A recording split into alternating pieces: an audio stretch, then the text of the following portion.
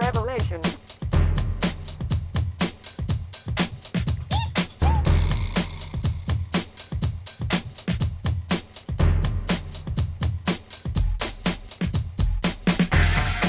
Hey everyone, welcome to today's episode. Happy Friday. It is Friday, January 23rd. Got started on time today, this morning. Welcome. Top two stories today. The murder rate down 20% this year alone.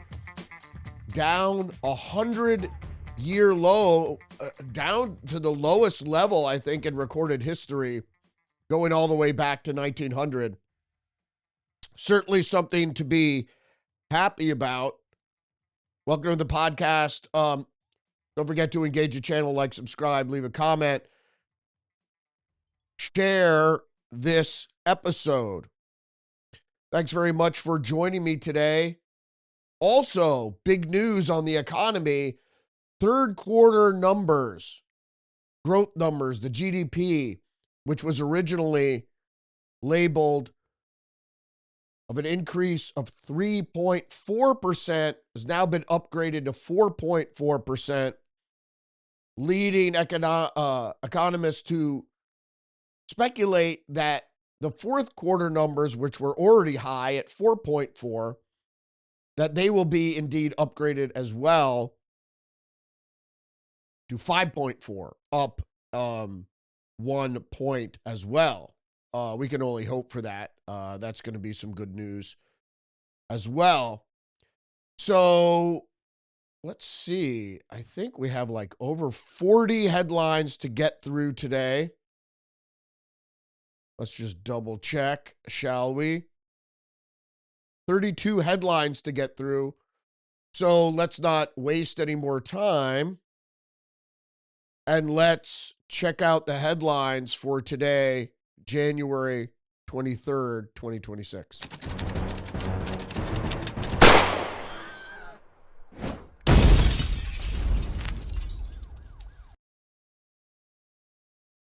All right, first up, Fox News, murder rate drops to lowest level since 1900. Across major U.S. cities nationwide. Council on Criminal Justice data shows 11 of 13 crime categories decreased, including homicides. Murders across the U.S. dropped. Fox News says in the lead to the historic low, according to researchers, marking a dramatic turnaround after violent crime surged in the wake of the coronavirus pandemic as left-wing leaders espoused ideas like defunding their police departments and releasing repeat offenders without bail. Story goes on to say the Council of Criminal Justice report weighed crime statistics from 40 cities that have reported monthly data for the past 8 years. It found 11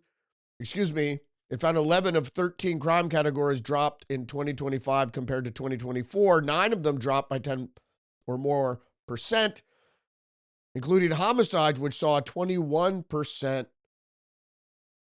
drop. That is outstanding news. Again, thanks for joining me today. Welcome to today's episode.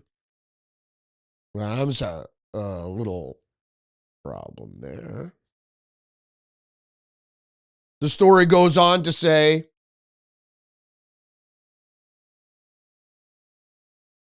President Trump promised to bring back law and order to the United States of America, White House Press Secretary Carolyn Levin wrote on X Thursday morning, along with a chart from the Council on Criminal Justice showing the country saw its lowest homicide rate since 1900.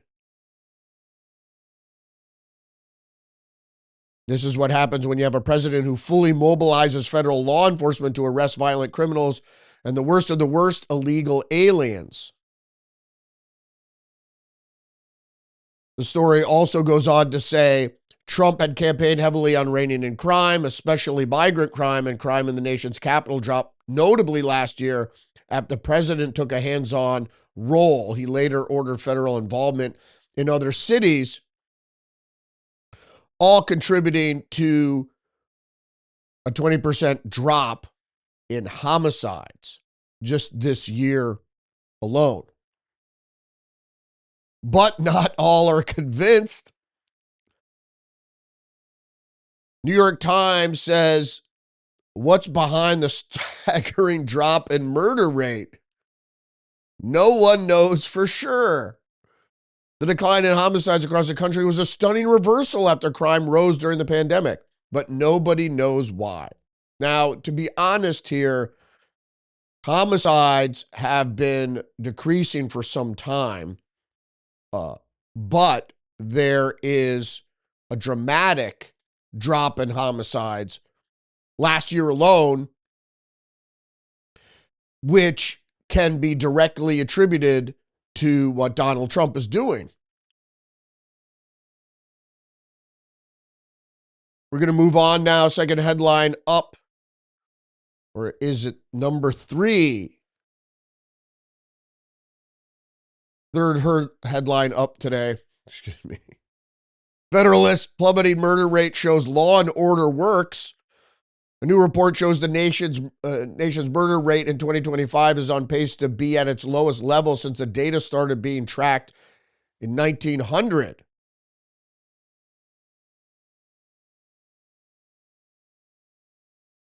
Isn't that something? Is it or is it not attributed to the administration's law enforcement prioritization, really? That's the problem with liberals and or Democrats and or progressives, especially progressives look at reinventing law enforcement. It's not reinventing law enforcement.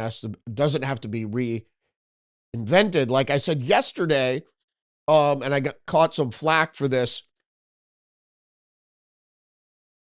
You won't be harmed by police if you do not have encounters with police. So, since my youth, I have devised a strategy is don't avoid encounters with police. One of the first ways to do that is to not do anything illicit that would draw police attention. Now, to be fair, sometimes if you're young, dressed a certain way, in the wrong place, at the wrong time, over policed areas, sure, you can have encounters with police that aren't necessarily justified. Don't do that. That's the best way to stay safe. So that's just my little caveat in there. But during this progressive upheaval, purposeful, part of a overall plan during the pandemic, they were pushing these outrageous policies. Now, if there was no crime and the majority of violence was being caused just by law enforcement, sure, you could say, maybe we should rethink that, but we're nowhere near that. We still have, because we're a free society, we still have an abundance of criminal behavior that someone's going to have to deal with it. You can't deal with, Mamdani's going to have a rude awakening finding out that you can't deal with violent criminals by using social workers. Sometimes you have to use the baton. And that's a common phrase in my household now is bring the batons back. I doubt that's going to happen because of the optics. Water cannons and batons probably won't make a comeback. But I appreciate ICE actually fighting back against some of these protesters, or they're really these activists are obstructing. And I'm not going to go too much further and get long-winded again today. Other big news today from the Boston Herald, U.S. economy up 4.4% in third quarter. America's gross domestic product, the nation's output of goods and services, rose at 4.4 annual pace in the third quarter, the Commerce Department reported Thursday, up from 3.8% in April-June quarter and from 4.3% growth the department initially estimated. The economy hasn't grown faster since third quarter of 2023. Now, I misspoke earlier. I thought it was upgraded from 3.4. It was 4.3 and upgraded. So I moved those, a little dyslexic. So 4.3 up to 4.4. We'll see what the revision of fourth quarter numbers will be. They did come in at 4.5. We'll see if they're upgraded again.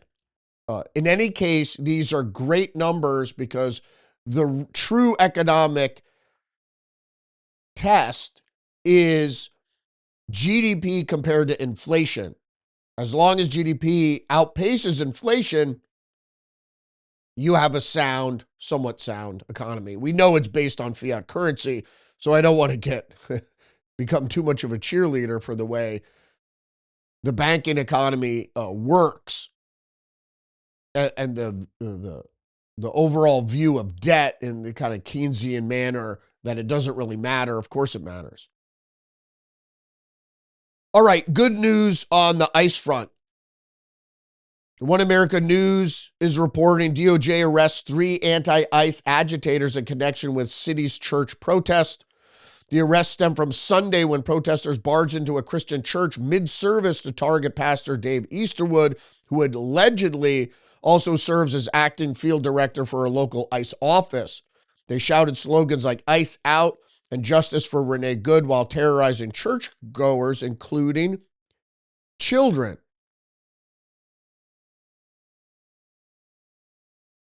Post-millennial, the DHS answers back, blasts claim ICE detained Minnesota 5-year-old saying illegal alien dad abandoned him and ran. As agents approached, the driver, Adrian Alexandra Conejo Arias, he fled on foot, abandoning his child. So that's the DHS take. They're not going to go around arresting and deporting children.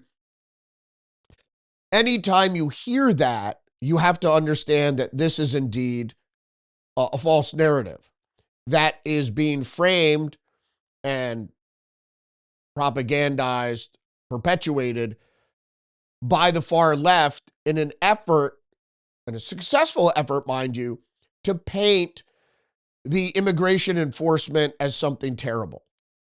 It really isn't. It's the way we've done things in the past, but it's been since the pandemic when people's minds were infected with this liberal pathogen, even more so,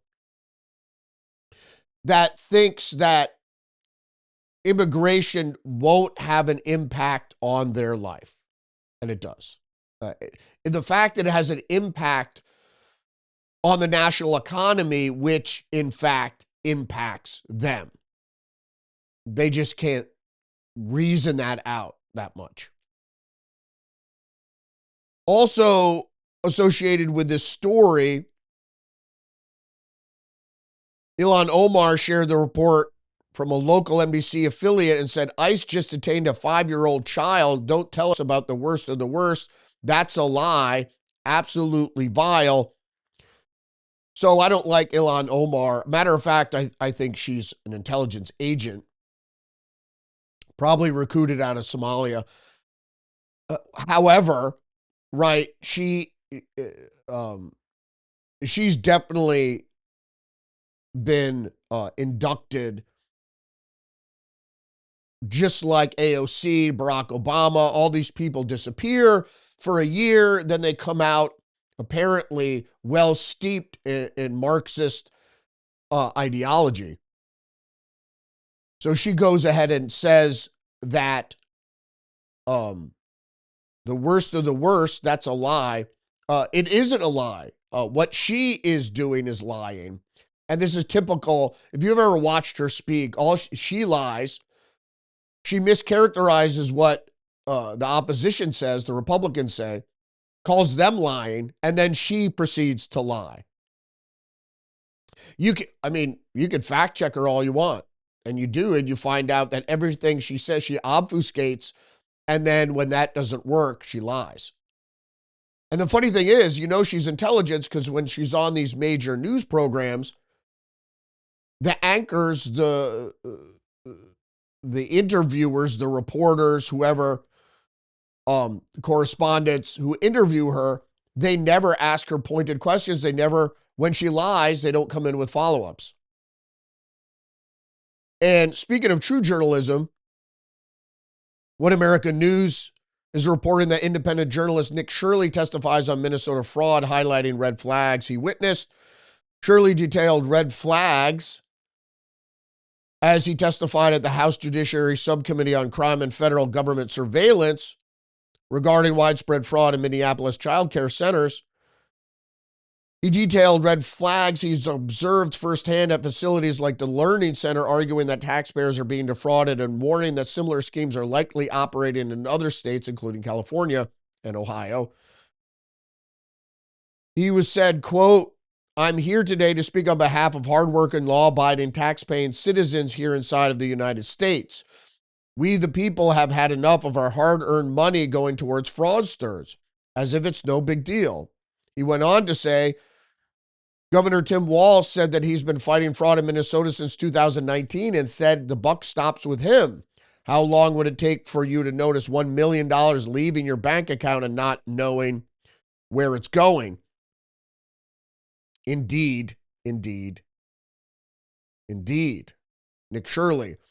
And for a young man, really bringing back objective-based journalism. It's what we did. It's what I did. You go out and you see what's up. You don't sit in the newsroom and talk to people on your phone. What do you see out there? You go out and look yourself. That's journalism, is going out and looking. Because a lot of times you'll read something and then you'll go to the scene and it won't be at all what they described in the newspaper or on the news channel, whatever. Well, I'm very happy to report, as the Post-Millennial does, far-left agitator William Kelly arrested for storming St. Paul Christian Church. William Kelly is now in custody. William Kelly is being charged with conspiracy to deprive rights, a federal crime, and violating the FACE Act 18 USC 248 for his involvement in the St. Paul Church riots.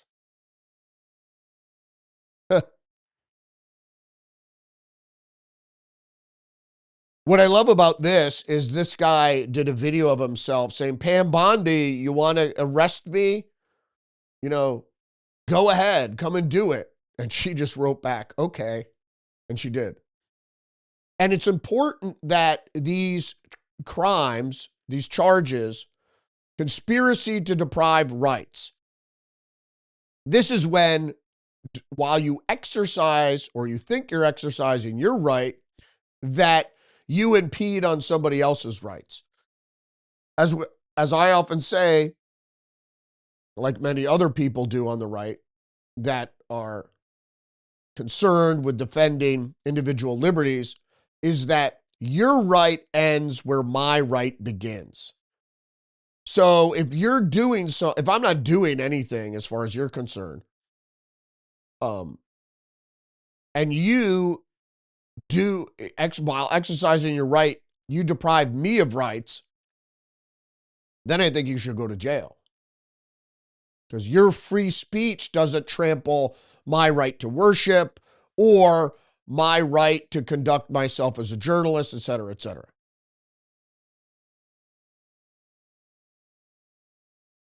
Story number 9. PJ Media, JD Vance was absolutely brilliant today in Minnesota. Vance said, while being during a press conference in Minnesota, frankly, a lot of the media is lying about the job ICE does every single day. Very often, if you look at the context of what's going on, you understand these people are under an incredible amount of duress. This is totally unacceptable. And he's speaking about whether or not ICE agents should be able to go into a store, a bodega, a restaurant, and have lunch and not be harassed. Again, this is, I think, an effort to deprive, because ICE agents have rights too. They're allowed to go ahead and conduct and to do their job and conduct themselves in a normal way.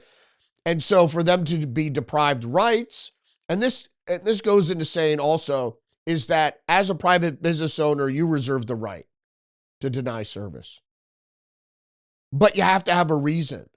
Otherwise, it's discriminatory. You just can't go, I'm not serving you because you're a Republican, or I'm not serving you because you're an ICE agent, or I'm not serving you because you're black, or I'm not serving you because you're white. Any of this is it deprives you of your rights. In any case, he goes on to say, very often, it's terribly unacceptable. Yes, come out and protest me, protest our immigration policy, do it peacefully. If you assault a law enforcement officer, the Trump administration, the Department of Justice is going to prosecute you to the fullest extent of the law. Good, and they should, and I think they're starting to. None of this should be, like I said, you want to stand there and film and hold a placard and shout through a bullhorn, as long as you're not getting in the way. When I was conducting my rightfully, constitutionally protected work as a journalist, there would be cops that would try to infringe, and I would remind them that you don't want to do that. However, if you're covering a law enforcement operation, they could tell you where you can and cannot be. So when they say move, that is a direct order from law enforcement, and it's not up to you to decide whether or not you're going to listen. That's just the law. That's the way it's set up. So what the progressives want to do is undermine the way law enforcement, the way their powers are. They're more powerful than the citizen. And people don't like that. But that's the only way you're going to be able to enforce the law, is if you have more power than the citizen. So that power can't be abused, of course. With great power comes great responsibility. Excuse me. If an ICE officer is being assaulted by a far-left agitator, Vance went on to say, you should actually help them. That's what would work out in any normal situation. The reason is it hasn't happened here is because the local authorities have been told to stand down, do not help ICE, promote the violence, promote the agitation. And again, this is what I'm talking about. The reason they're there in teams with the photographer, and then they try to agitate or goad police into striking them or doing something illegal or causing an assault, then they have someone there to film it. It's called agitprop. It's agitation propaganda. It means you agitate the law enforcement, get them to strike out at you, and then they film it. And so that's why you keep hearing this narrative, false narrative, mind you, is that ICE are going around roughing people up and doing things that are illegitimate, when that's just not true. And they're just waiting. I mean, they've got some already, but not really. I think ICE has have been quite restrained. To me, it seems that the left and the progressives are trying to get propaganda, but haven't come up with much. So that leads me to believe that ICE has been quite constrained. And then you had the thing with Renee Good, but that's all they got. And then that's questionable. But that's what they're trying to do. ICE officers unable to track criminal sex offenders because local agencies refuse to share records. Vance went on to say, who, Democrat or Republican, wants a sex offender living in their community? But because they're an illegal alien, we don't know their last address. The local authorities have been told do not cooperate. And Vance went on to say that that is indeed disgraceful. Article number 10, just the news.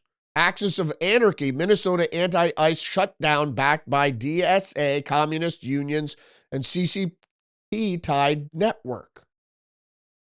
Collection of far-left activist groups, including the Democratic Socialists of America, major labor unions, we saw that with the nurses union, explicitly communist groups, and the CCP-linked protest network have all organized a strike scheduled for Friday, which aims to shut down schools and businesses statewide in Minnesota in an effort to push ICE out. I don't think it'll succeed, and I don't care. This is a conspiracy.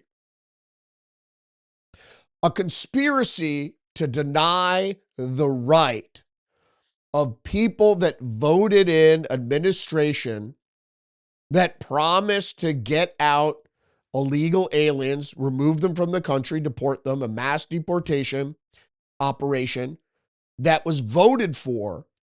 These legal voters, you can find them all over the country, who voted for Trump, are being denied because of a communist conspiracy. There's no other way of saying it. Now, some people are going along unwittingly, some wittingly, some severely misinformed, and some have been attacked psychologically to lead them to believe, that Trump is some sort of monster, a dictator, what have you, and that somehow these illegal immigrants are helping, and they don't help. Now, I have nothing against people who have got here illegally, are living on the straight and narrow, trying to get by, making a better life for themselves and sending money back to their families and what have you. I understand all that. I have nothing against them personally. But the fact that they came here illegally means that they're running the risk of deportation. So if they go head to head against immigration officials and they get deported, that's the risk they ran. It's nothing against them personally. It's just you're here illegally. It's like if you commit a crime and get away with it, and then 10 years down, or a murder or whatever, and then 10 years down the road, the police finally catch up to you. It's not like, hey, what right do you have to arrest me? You committed a crime, misdemeanor or otherwise. And people that say, oh, it's such a little crime. It's not. You can't maintain national sovereignty. Look at Europe. If legally or illegally, that a certain amount of people think that flooding your nation full of people that aren't your nationality, there's nothing against different cultures or whatever, but that are not your nationality. If they're not your nationality, what allegiance do they have to your nation? They don't. And that's the point. And you see what's happening in Europe, and you see it happening here as well, is they want to flood the nation full of people that don't have any allegiance to the nation. You understand how that makes sense? It's undermining the cohesion of the society within a nation you want to conquer. All right, I don't want to get too much down into the weeds with fifth generational warfare. Back to the story. The GOP-led House Oversight Committee voted this month to subpoena Singham, who is this Chinese communist-backed business leader, for information about his sprawling activist network. the Freedom Road Socialist Organization, the Revolutionary Communists of America, and the Twin Cities chapter of the Communist Party USA, all avowedly Marxist groups, are listed as co-sponsors of Friday's protest, and all of which have ties to Singham. It's just like George Soros and the Open Society Foundation and what's his other organization? Someone chime in. Thanks for chiming in, Ronaldus Magnanimous. Moving on to the next story. You know, that's just the thing with people. People don't understand how serious this is, that it is a fucking conspiracy. I mean, people think that, oh, communism, that's so old. And, well, yeah, because it's graduated into postmodernism, but it's still leftism and progressivism. And it's all trying to undermine your individual rights, what they call civil rights or human rights. They're all individual rights. The smallest minority is an individual. And they're going after America. Why? Is because it's enshrined in our Constitution. You go to other countries, even European nations, you go to their Constitution, does it have anything about freedom of speech? No. Anything about citizens' ability to own and carry firearms? No. There are no freedoms there. And so they want to eliminate all the freedoms. And that's what the conspiracy is about in a micro sense and in a macro sense globally. Anyway. So here we go. Because what's under the surface still hasn't gone away. The New York Times Chicago jury acquits immigrant accused in Bovino murder for hire trial. Prosecutors say a Chicago carpenter, is that like the Maryland dad, had offered a bounty for killing Gregory Bovino, a Border Patrol official. Defense lawyers say he was just sharing a social media post. Sure. Wait till you see this. Thursday, a Chicago jury acquitted the man accused of making the threats, the latest setback of the Justice Department, which has faltered in a number of attempts to prosecute cases related to Mr. Trump's immigration policy, says the New York Times. They say Mr. Espinoza Martinez has sent private messages on Snapchat. Okay, so follow me here. Messages on Snapchat, because they try to conflate this with Facebook. Okay? And although I believe they're owned by the same company, it's different. Snapchat that included pictures of Mr. Bovino and a series of threatening comments, including $10,000 if you can take him down. That's a threat. Whether it's forwarded or not, that's a threat. The case hinged on a private Snapchat messages which Mr. Espinoza Martinez sent to two people. The messages included comments like 2K on info when they catch him and 10K if you take him down, as well as the phrase Latin Kings on him, an apparent reference to the Latin Kings with a few hand sign emojis sandwiched in the middle, which they don't talk about what the hand signs were. When the defendant said those words, make sure to attach a photograph of the man he wanted to kill, said the assistant U.S. attorney.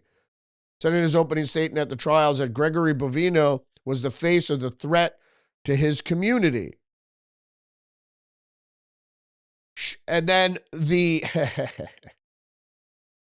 defense lawyers say sharing a Facebook post is not a federal crime. Not fucking Facebook, right? Snapchat is a peer-to-peer messaging thing. It's not social media. It's not you put it out there and everyone can see it. So you're sending messages to specific people after you added a picture and a threat to a federal law enforcement official. As he said, when the defendant had said those words, he made sure to attach a photograph of the man he wanted to be killed. $10,000 if you take him down. $2,000 on info when they catch him. And then put it out to the Latin Kings. And again, they say this guy doesn't have any gang affiliations. Well, we don't know that for sure. Originally, they say he did, and it doesn't really matter. If you make a specific threat on social media, particularly towards a government official, you're guilty as far as I'm concerned. There was that fucking asshole who made, let me take that back. There was a guy who forwarded a meme that said, you can, if you want to vote for Hillary Clinton, beat the lines on election day and vote Wednesday. He went to fucking prison. That was a fucking joke. For idiots. I mean, obviously, if you think well, now things have changed, but this guy literally is causing for violence against a federal official.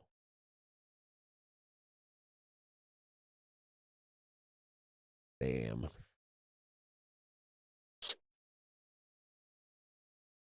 Sorry, kids.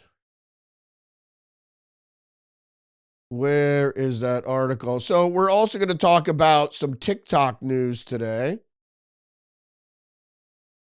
Yeah, I don't know. Did I get rid of that article completely? I think I did.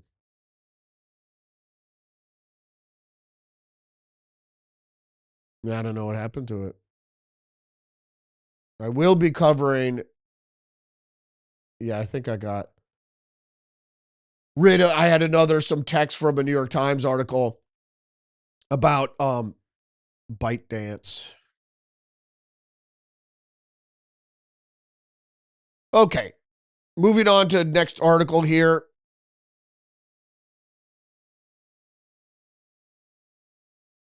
Fox News, NEA insider blows whistle on toxic culture and far left politics inside teachers union. It's a cult.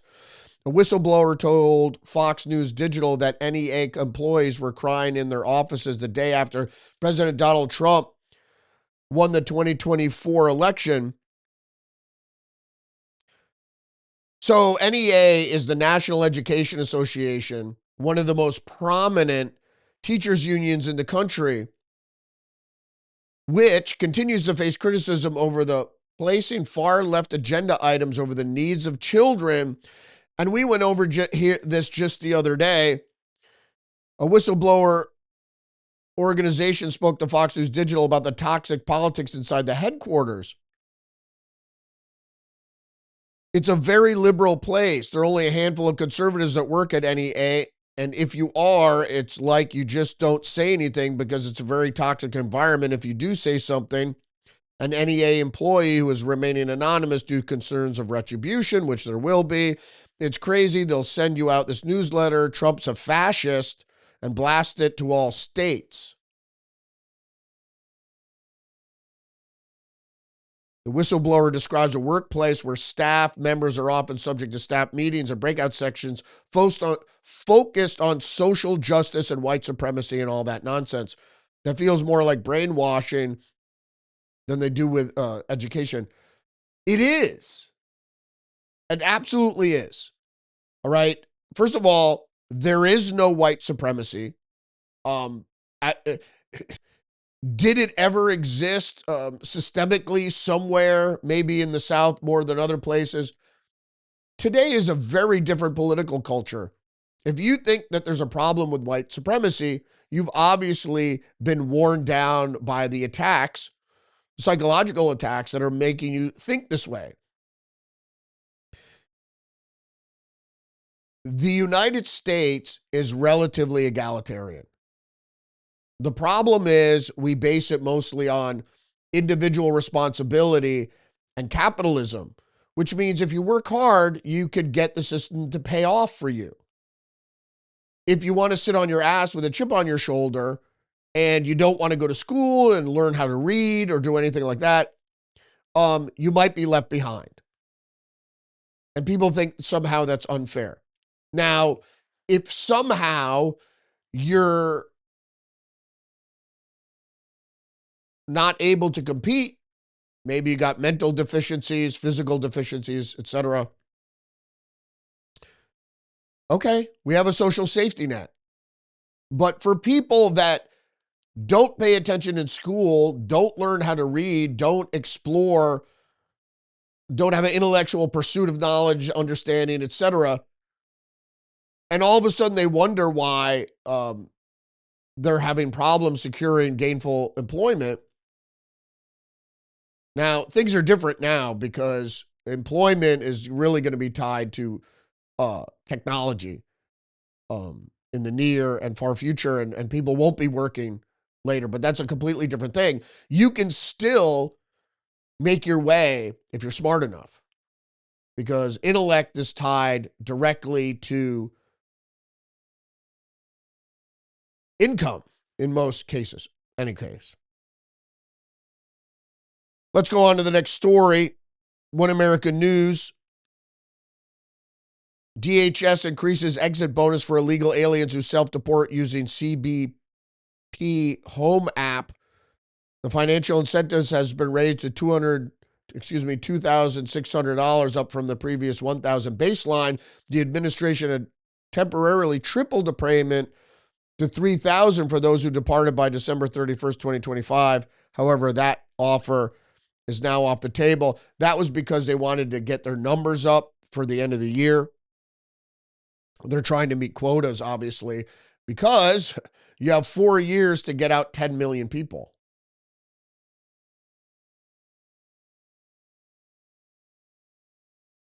So along these lines, there have been some ingenuity.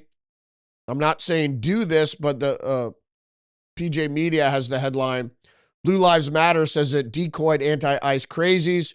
Blue Lives Matter patriots just revealed they successfully put a brilliant plan into practice, decoying deranged leftist rioters with false information and fake federal operations. The organization bio states that it's owned by the 1776 Project, the world's largest law enforcement media outlet. But what did they say? They said, we're not saying they were just driving around in what appeared to be unmarked vehicles with tinted windows, drinking coffee and listening to Guns N' Roses, being chased down and surrounded by protesters. What we are saying is that if that did happen, it sure worked remarkably well in 9 different states, actually allowing raids to successfully take place unimpeded, helping support the capture of hundreds of criminals. We are not saying that Blue Lives Matter was behind feeding false information to far-left anti-ICE protesters. We're not saying we had teams comprised of hundreds of off-duty cops and veterans volunteer to run decoy operations, so far-left activists thought they were conducting ICE raids. Too funny. Good for you, man. Talk about ingenuity, that's for sure. Running decoy operations. I think that's hilarious. Not saying other people should do that, but if you do, good luck to you. Next up, post-millennial. Representative Brandon Gill grills Jack Smith over subpoenaing Kevin McCarthy's phone records for J6 investigation. You were using clearly false information to secure a non-disclosure order to hide from Speaker McCarthy and from the American people the fact that you were spying on their toll records, which means phone calls. So if you didn't see Jack Smith testifying, it was quite hilarious. I'll just get back to the story here. Mr. Smith, in January 2023, did you subpoena then Speaker of the House Kevin McCarthy's toll records?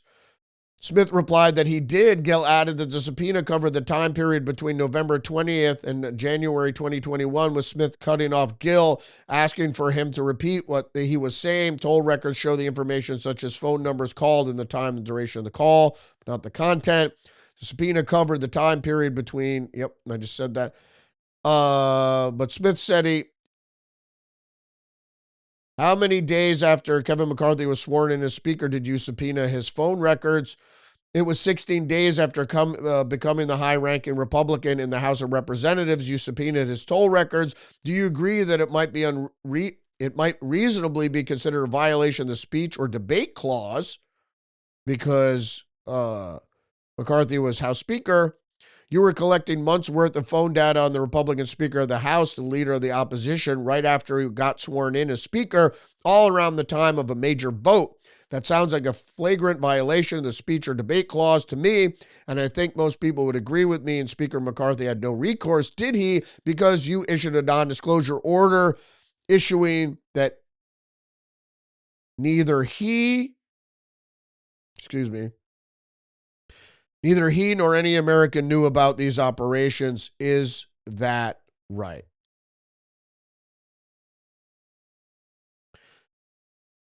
And it goes on.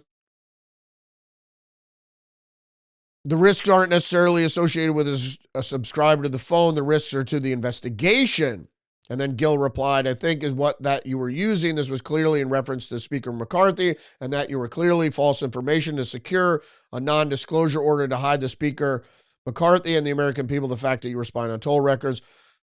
Why did your non-disclosure order refer to him as a flight risk? It says it right there. The court finds reasonable grounds to believe that such disclosure will result in flight from prosecution. How would the Speaker of the, he went on to say, how would the Speaker of the House leave the country? Is that what you were insisting? Bad news. People don't understand what the fuck was happening under Biden. It was really terrible. And the fact that that very much might happen again. And even the Federalist agrees with me. Democrats keep promising to throw their enemies in prison. Believe them. Whether you're a normal conservative American who happens to like Trump or Trump himself, Democrats will work tirelessly to throw their enemies in prison. Indeed, the Democrats, listen to this. This is from the lead from the Federalist. Democrats have every intention of restarting lawfare against President Donald Trump and his allies the very moment he leaves office. And Republicans need to start taking that threat seriously. And I mean you, if you're a conservative.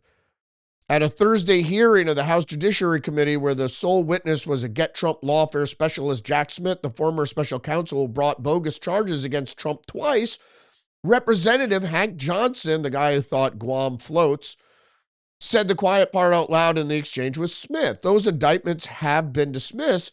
Can they be rebrought or resurrected after Trump leaves office? Johnson asked. They were dismissed without prejudice.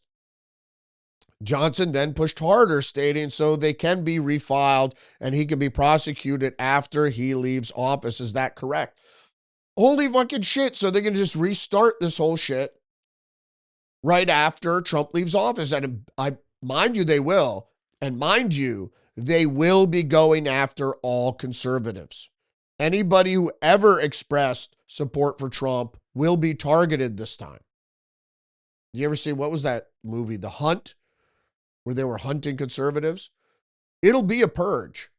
Things will be so crazy by then, mark my word, that it won't be hard to set off leftists to not just start targeting CEOs of major corporations, but just every conservative that might live in your neighborhood. And like they're doing in Minnesota, law enforcement in blue states will just turn the other way. Oh, the guy's house burned down, this conservative vocal proponent of Trump, his house burned down and he died in the fire. Shame. There's more on Jack Smith, just the news. You vote. The Jack Smith hearing drew a clear line between two narratives for January 6th. What do you think? He defended his decision, Jack Smith did, to prosecute then former President Donald Trump for his alleged unlawful retention of classified documents, which was not even a case, and alleged efforts to overturn the results of the 2020 election, which also wasn't a case. As I testify before the committee today, he said, I want to be clear, I stand by my decisions as special counsel, including my decision to bring charges against President Trump. President Trump had the right to declassify documents, and all presidents have taken documents related to their administration with them. The thing about January 6th, as we know, is they cheated. The simple fact is Joe Biden was not popular enough to get the most votes, because protest votes don't turn out like support votes. Support votes turn out way more than Protest votes. So you're saying that protest votes against Trump drove the electorate to vote for Joe Biden more than any other president in history.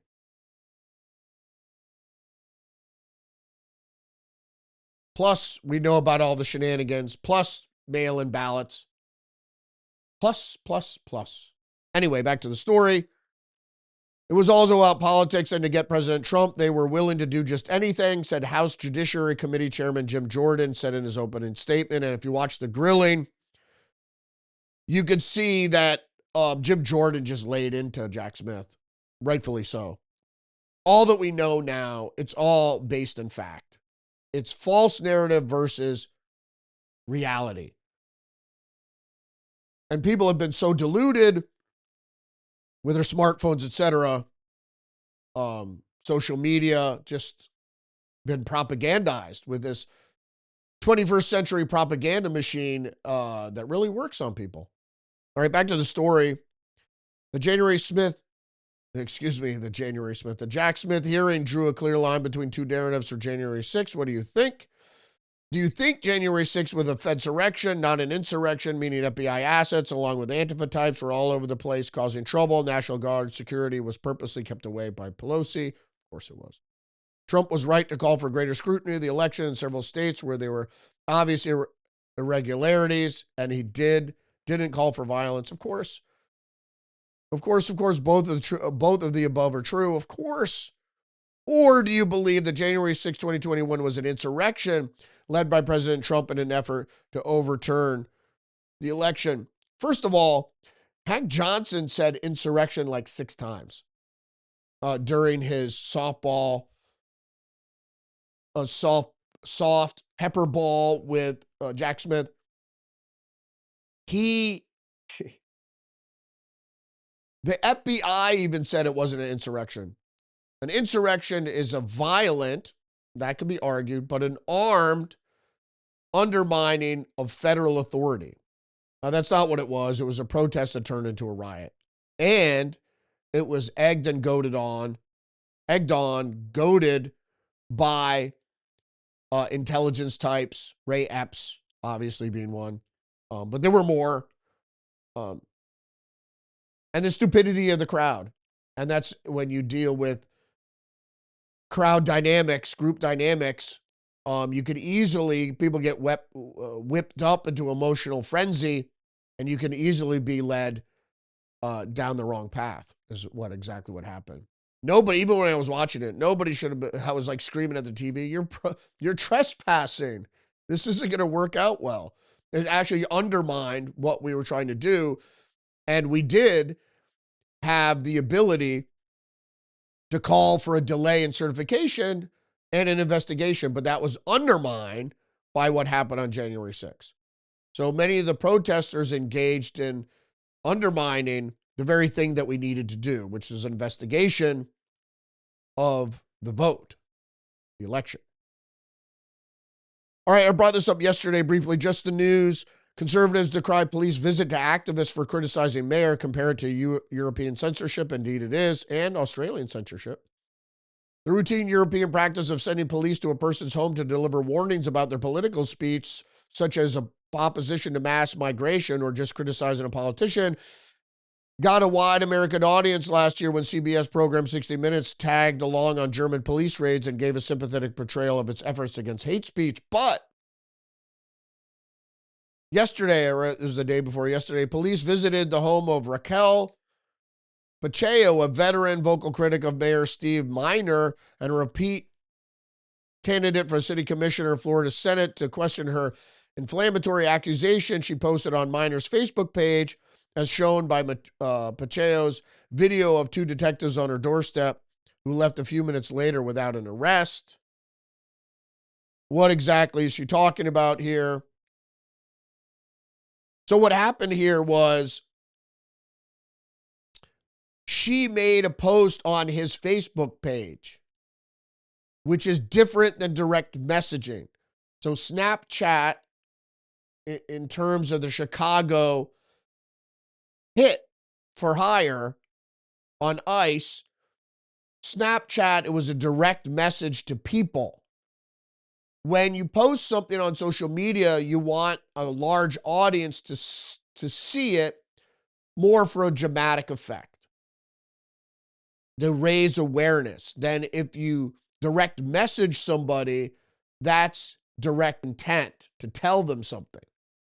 In any case, the story goes on to say, a spokesperson for the Miami Herald said that Minor's office flagged the content for police, but didn't ask them to take any action. Bullshit. 3 days later, Police Chief Wayne Jones said neither Minor nor any other official directed police to visit Maceo. How did they get there? Which Jones himself initiated out of concern that their remarks could trigger physical action by others. What a bunch of shit. It's creeping. You'll see. We're going to end up like Europe because they want us to synthesize the synthesis with communist China for a new world order, a new global government. People in America don't like socialism. People fled socialist countries to come here. And I'm not going to go into a diatribe about why socialism sucks. It just does. And fiscally, it doesn't work. Just the news, story number 19. House Judiciary Committee probes climate lawyers' involvement in controversial judicial training. So just quickly, lawyers with Worthington, Karen, and David Bookbinder, Director of Law and Policy and the Environmental Integrity Project, were sent a memo by the House Judiciary Committee probing connections between two attorneys involved in key climate lawsuits against energy companies and judicial training project that's come under fire for allegedly biasing judges against the plaintiffs. Indeed, they did. Why? Because they were involved in this climate judiciary project with the Environmental Law Institute, and the CJP bills itself as providing judges with authoritative, objective, and trusted education on climate science, the impacts of climate change, and the ways climate science is rising in the law. However, it's been criticized for providing one-sided information on energy and climate that biases judges in favor of plaintiffs. And the reason I get into this is because this is no different than other activist training judges have received that leads them or instructs them to rule as they do. So basically, if judges, liberal federal judges, are putting stays on executive orders of the Trump administration, it's done because they learned that that's what they're supposed to do through this progressive and leftist judicial training. It's really criminal. Next up, Article 20. So we got a ways to go here. We only have a few minutes. Real Clear Politics. Supreme Court orders California Dems to justify Prop 50 maps. If you didn't know what Prop 50 was, Supreme Court and liberal Justice Elena Kagan requested that the Democrats provide reasoning of why they want to redistrict and why they want to redistrict the way they do, because it is race-based. More from One America News. Virginia Democrats push for mid-decade redistricting ahead of the 2026 midterms. Why are they doing this? Because they're cheating. Virginia Democrats scheduled a statewide vote that would allow lawmakers to temporarily draw a new House map as the party looks to do so ahead of the November midterms. Should the Constitution of Virginia be amended to allow the General Assembly to temporarily adopt new congressional districts to restore fairness in the upcoming elections? No. Just the news, HHS announces U.S. has completed its withdrawal from the World Health Organization. Why is this a year later? Whoops. Oh, I thought I had it here. The reasoning behind it is the ruling is that the law is once you're in, you have to stay in. And if you want to get out, you have to give a notice a year before you officially withdraw. So they're officially withdrawing. The problem with the WHO, it's a communist organization run by the communist Chinese. And what it does is it subverts national sovereignty in cases of a global health emergency. More propaganda. Fox News. National Park Service removes climate change facts from the site of the Civil War landmark Fort Sumter. What did it say? As the Earth's climate changes, rising seas could inundate most of the fort's walls, warning that the ground would be constantly submerged if Charleston's harbor sea level rise by 4 feet. How would that ever happen? Just ridiculous. You have to remove yourself from this false propaganda narrative that has been built incrementally year after year after year since the mid-90s, since they got the internet up and running, really. That was beginning of the 90s. To drip, drip, drip, to trickle down on you a propaganda narrative that says that you're a bad person for being alive. Because it's going to take generations there for that to sink in. So you'll want to euthanize yourself on the advent of AI and chatbots telling you to do so. Why? Because you're not going to be needed. I was going to quote The Twilight Zone. Mr. Wordsworth.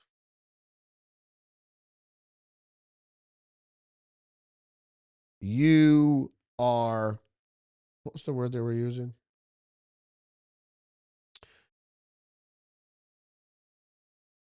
Let's just move on. Story 24, New York Times. Storm poses big threats to power grids across the U.S. Managers of electric grids say freezing temperatures and ice and snow could lead to power outages in many places, potentially leaving millions in the dark. Okay, so if you practice weather modification, could you use weather modification to benefit you politically? Let's say you want to take over a country and you inundate them with a giant ice storm that knocks out all electricity. Just speculating, not saying that this is the case, but there were instances where hurricanes were stalled over certain communities that were flooded out days before the election. Associated Press. House approves final spending bills as Democrats denounce ICE funding, but they got them all through them. There were 3 bills, excuse me. I'll just read from the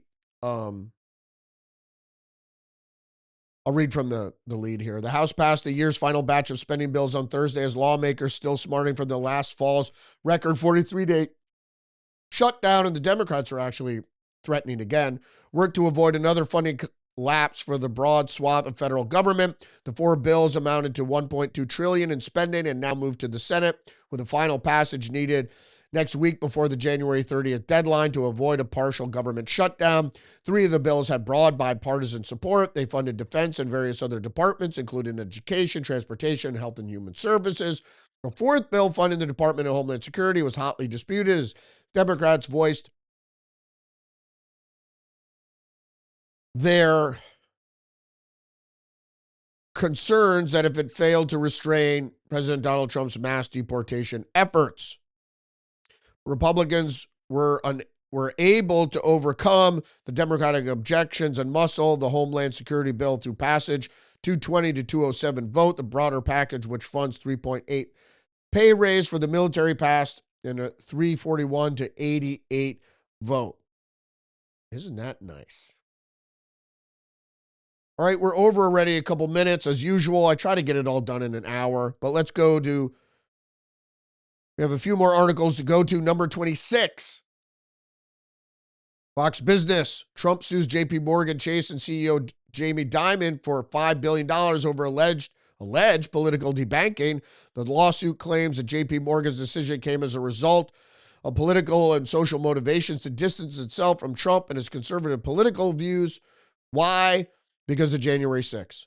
Also, New York Post, TikTok finalizes deal to form new American entity. If you didn't know, this was going on for some time. American President Donald Trump hailed a deal finalized Thursday that would allow TikTok to continue to operate in the U.S. Part of the agreement. Now, great American patriots and investors, Trump said, will now own the subsidiary of TikTok. And I did have a New York Times thing that listed who it was. Here it is. This is from the New York Times. Oracle, MGX, an Emirati investment firm, Silver Lake, another investment firm, will own 80% with new venture. The list also includes personal investment entity for Michael Dell. And then, of course, the rest will be owned by Chinese communists. New York Post, Sharon Alfonsi, Scott Pelley, jobs are on the line after pushing back against Barry Weiss at CBS News shakeups. And then quickly, 60 Minutes correspondent Sharon Alfonsi, which she's new. I don't even really know her. And Scott Pelley, who lives near me, actually. Vocal pushback against CBS News editor-in-chief Barry Weiss's moves to shake up the outlet put the duo at risk of being fired. Why is that? Is because she wants to bring more objectivity to CBS, which has really been against it. And then all these people are against it because you can't do a story about the administration with just detractors going on there and talking about the administration without having the administration officials being able to retort. They never do that. And then they push back against it. They push back against objectivity. So Barry Weiss is not telling them to narrow their focus, which is a common journalistic term, or broaden their focus. You keep your focus, but we have to hear from the other side on this. And they just don't want to do it. There's more. Daily Express US, China's Frankenstein scientist released from prison after creating gene-edited babies. This is an affront to God. It's in the Bible, it says they touch the apple of God's eye.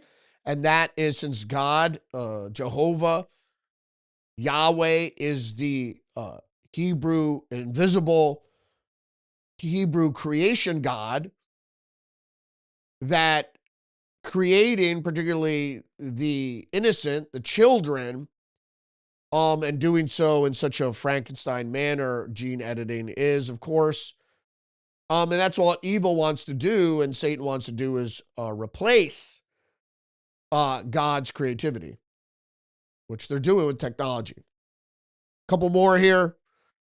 One American News, U.S. officially departs USO. I already covered that. And the last one here, Associated Press, Oscar nomination snubs and surprises. Ariana Grande among the biggest oversights. The biggest oversight, Wicked got a staggering 10 nominations last year, and yet its much darker sequel, Wicked for Good, ends up with 0. And the reason I wanted to go into that was because Wicked for Good is propaganda. Doing terrible things, being wicked for good, is a bastardization of what you need to do, is to stand up in a righteous manner for the innocent, for the righteous, and not be wicked for good, be good for good, be righteous for good. And I don't claim myself as being self-righteous, but I know the difference between right and wrong, and I'm a sinner, and it's hard for me to do good, and I struggle to do good every fucking day, and it's hard, and that's what you should do. The righteous path is narrow. The wicked path is broad. Oh, I had one more article here. I thought that was the last one. Fox News, 95% of faculty say AI making students dangerously dependent on technology for learning. New survey says 78% report cheating has increased since AI become readily available. We all know that. Thanks for joining me today. Don't forget to engage the channel, like, subscribe, leave a comment. We, of course, went over, as I do every day, an hour and 9 minutes. It seems to be, I should just say, in the next hour and 9 minutes. That's what we should do. Thank you for joining me. Ronaldus Magnimus. Serious crime rates drop in Trump's first year, but Dems say this efforts has been nothing to do with his efforts had nothing to do with it. And he also says on Rumble, sorts of other organization is Tides. Oh, that's Soros's other organization is Tides. That was the one I was trying to think of. The Soros has a bunch of organizations. Domestic one is Tides. The other is the Free Society. Anyway, thanks for joining me today. I'll try to get it in within an hour. I should just say in the next hour and 10 minutes, we're going to go over 36 stories, which we went through. News and analysis of 30 headlines, of over 30 headlines, every day, Monday through Friday, live streamed 10 a.m. on Rumble and YouTube. Thanks for joining me today. I'm not going to keep you any longer, but thanks for joining me. Don't forget you're under attack psychologically and biologically. Stay hip to the trick. And I will see everybody next week. Have a great weekend. And be good. Respect. I'm Donald Trump, and I approve this message.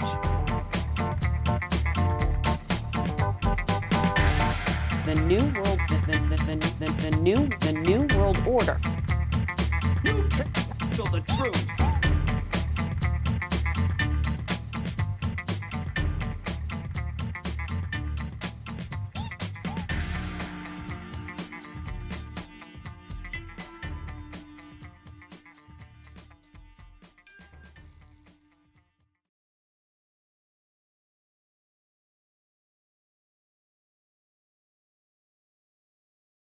Less than 3% of you people read books.